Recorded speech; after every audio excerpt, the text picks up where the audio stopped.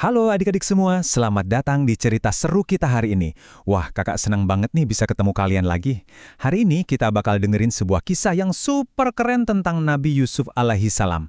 Beliau ini adalah nabi yang sangat tampan, sabar, dan jujur.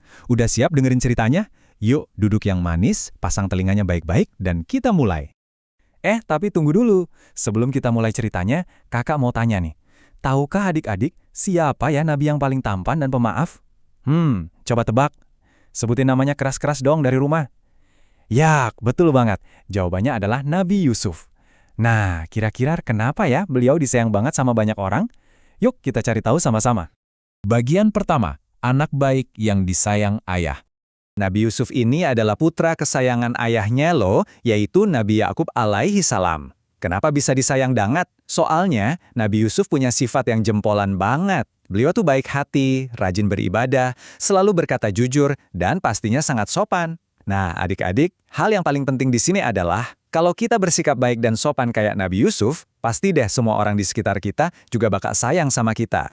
Bagian kedua, mimpi indah dan kakak Riri. Nah, pada suatu malam, ada sesuatu yang ajaib terjadi. Nabi Yusuf dapat sebuah mimpi rahasia yang spesial banget. Di mimpinya itu, beliau lihat ada 11 bintang. Iya, 11. Terus ditambah lagi ada matahari dan juga bulan. Dan yang paling ajaib, semuanya itu kelihatan turun dan bersujud ke arah Nabi Yusuf. Waktu Nabi Yusuf cerita ke ayahnya langsung tahu, wah, ini tanda dari Allah kalau kelak Yusuf bakal jadi orang yang luar biasa hebat. Tapi adik-adik, ternyata kakak-kakaknya Nabi Yusuf ngerasa iri dan cemburu banget. Karena saking cemburunya, mereka sampai merencanakan hal yang gak baik loh. Pertama nih, mereka pura-pura ngajak Yusuf main bareng. Terus yang kedua, waktu udah sampai di tempat yang sepi banget, tiba-tiba mereka masukin Yusuf ke dalam sumur yang dalam. Terakhir yang ketiga, mereka pulang dan bohong ke ayahnya, bilang kalau Yusuf itu hilang. Jahat banget ya, perbuatan iri hati itu jangan sampai kita tiru ya. Bagian ketiga, selamat dari sumur yang gelap. Adik-adik coba bayangin deh, ada di dalam sumur, gelap, sendirian lagi. Pasti serem banget kan?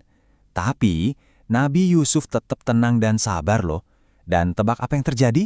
Tiba-tiba aja ada rombongan pedagang yang lewat. Dan, hore! Mereka nolongin Yusuf keluar dari sumur itu.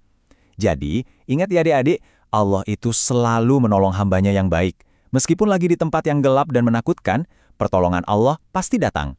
Setelah itu, para pedagang tadi membawa Yusuf perjalanan jauh banget menuju negara Mesir.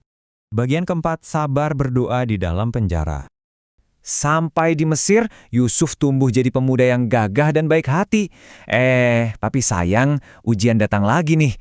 Gara-gara ada orang yang berbohong, Yusuf malah dihukum masuk penjara. Padahal kan beliau nggak salah apa-apa. Sedih banget ya.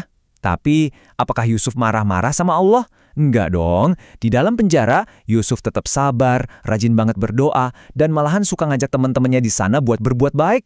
Bener-bener luar biasa ya. Bagian kelima, pintar menafsirkan mimpi raja. Nah, berkat kesabarannya itu, Allah kasih Yusuf sebuah kemampuan super keren, yaitu bisa mengartikan mimpi. Suatu hari, Raja Mesir tuh dapat mimpi yang aneh banget, dan ternyata cuma Yusuf yang bisa ngejelasin arti mimpinya dengan benar. Adik-adik harus ingat nih, orang yang jujur itu pasti bakal selalu dipercaya.